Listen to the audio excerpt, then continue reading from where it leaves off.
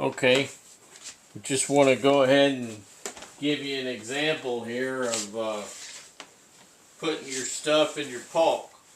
So, rather than have a bunch of loose crap everywhere, basically you just want to package everything.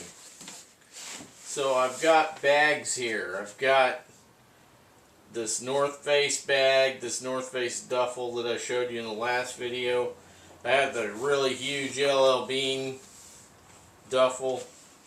That one is very underpacked right now. This one's underpacked too. I still got more room for stuff in there. Just kind of, it's full of food at the moment. And then there is a chair there, a fold-out chair that's there lengthwise. I mean, this is very underpacked. But it's just to give you an example, right? Just to give you an example of how you want to kind of situate yourself, right? And then I've got my stuff all together. So there's a compression strap on the large duffel. I just reached it over and went around the haul strap on the North Face duffel over there, and there's another strap on the chair bag down there. You just loop everything together, and then when you get to your base camp, get set up, you just undo all those and just work out of whatever bag you're dealing with. You see. So I found out, I hadn't looked at pulks in a while. I used two pulks. One I used for sleeping in and as a bivvy, and the other one I fill with all my kit, right? So one's fairly light, mostly empty, just got some lightweight stuff in it for sleeping. Then all my heavy stuff's in this one, right? So I saw that there is a snow camo one now, which looks pretty nice. Although I don't think that I would just sell these and then go get white, because this obviously has, is beneficial as well, this all-terrain camo. But what I think that might be an interesting idea is they have a larger one than this even. Okay, that's 66 inches. This is 54-inch length. 66-inch length. It's a little bit heavier. It's about 10 pounds more than this one. These are not very heavy, but it's about 10 pounds more.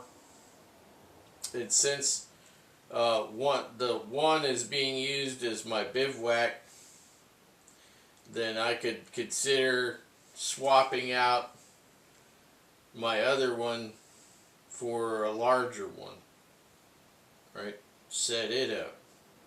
That's just something that you could consider, if you're going to be bivouacking out of a pulk JetSled, which is, obviously it is a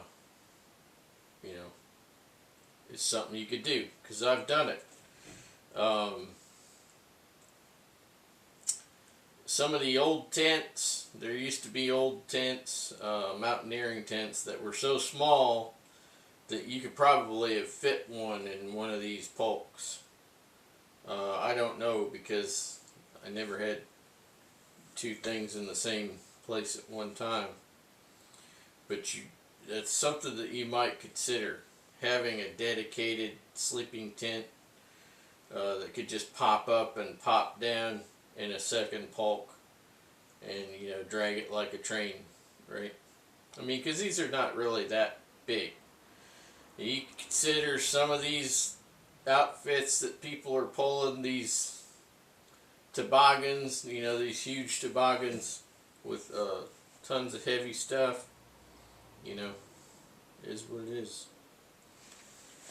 So yeah, here's my pack axe to give you an example. Right? What is this? Kind of little. Alright, so here's the pack axe. The old plum. Just to give you an example of the length on this thing. There you go. Alright, so this is 54 inches. That's a 28, I think. 28-inch haft. So that should give you kind of an example. I would carry this in here, by the way, of course, with a mask on. But yeah, that should give you some kind of an idea of the length and width of this JetSled Pulk. Well, I think really that's about it. If you guys got any more questions or so forth, you know, just give a holler, and I'll try to sort it out for you and get it up here on the channel. But the JetSleds, I really feel that the JetSleds are really a great bang for the buck. You know, you're not paying hundreds and hundreds of dollars for something that's just dedicated to maybe speed over ice. You know, maybe you're racing to the South Pole or something, which I won't be doing anytime soon anymore.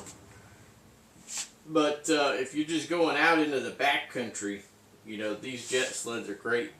Another thing too is I found out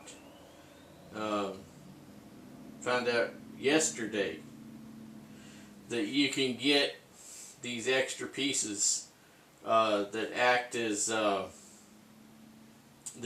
runners on the bottoms there to prolong the life for dragging over rock and whatnot. So even though it was somebody already thought of it, you know, I guess it was a good idea, huh? Because I thought about putting some aluminum bits on the bottom. Alright, well, I'll let you go with this one. And we'll see you soon.